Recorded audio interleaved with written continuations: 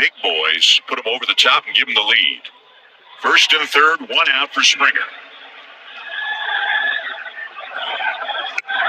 Big swing and a miss at 97 at the knees. It's 0-1.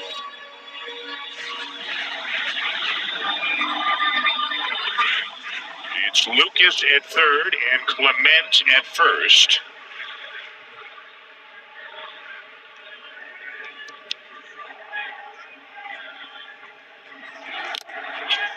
And catcher's interference again with George Springer at the plate. Something that has happened so many times already this season, and that will load the bases. It absolutely amazes me that teams don't know this about George Springer. Look how close Escara is, the catcher, to George Springer. And his bat path, it goes back. He really tips the barrel back when he initiates the swing. You have to go into the game knowing that. So how about this, Joe? Game one of this big four-game series, tie game, 40,000 plus, bases loaded for Vladimir Guerrero Jr.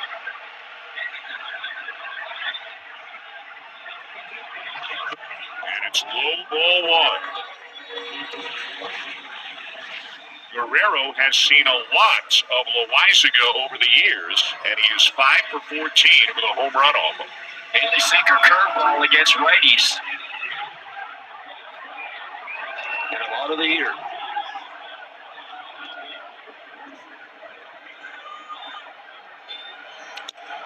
Shot foul, 1-1.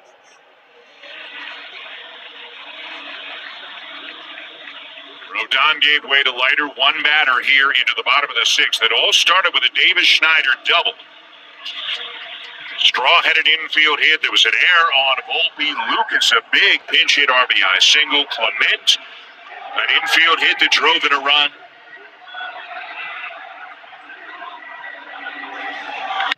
Guerrero smokes it into left field.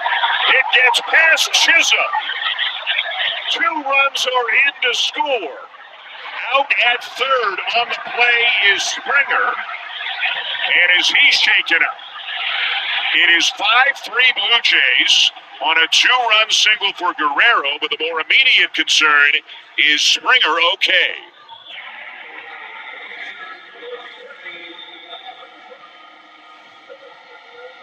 Sinker middle in, and it's more down in the zone. It's just by Chisholm before he could react. George trying to go first to third on a ball close to the left fielder, but it looked like his face just jammed right into the knee. Maybe the throat area. Might have been the throat, the way he kind of reached for his throat, and the way his face looked, the way he was struggling a little bit getting off the field. If we get any information, we will pass it along. Here's another look.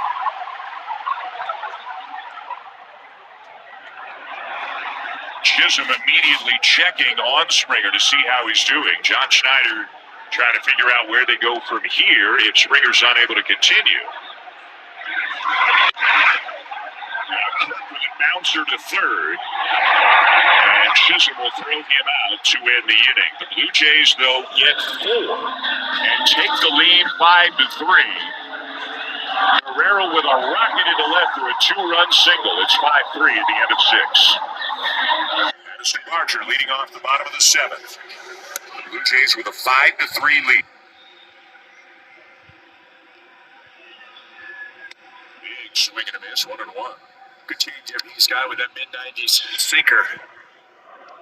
They look the same coming out of his hand.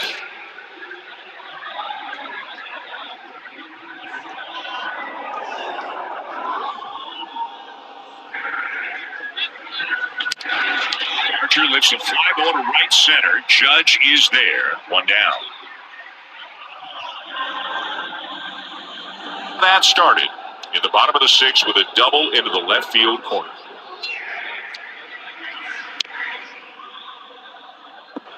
Fastball's at the top of the zone.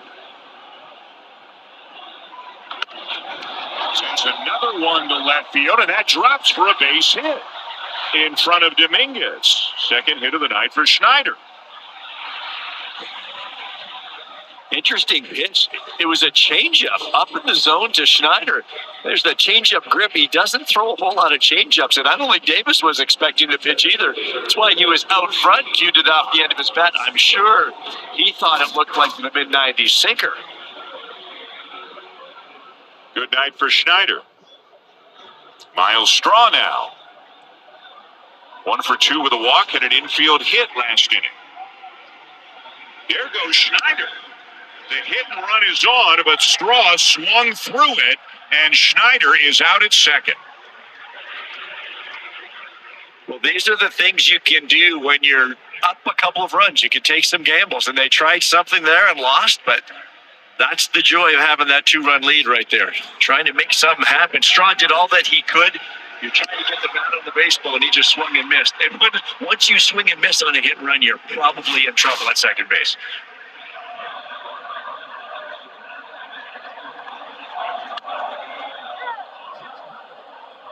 He had a couple of strikes on Straw.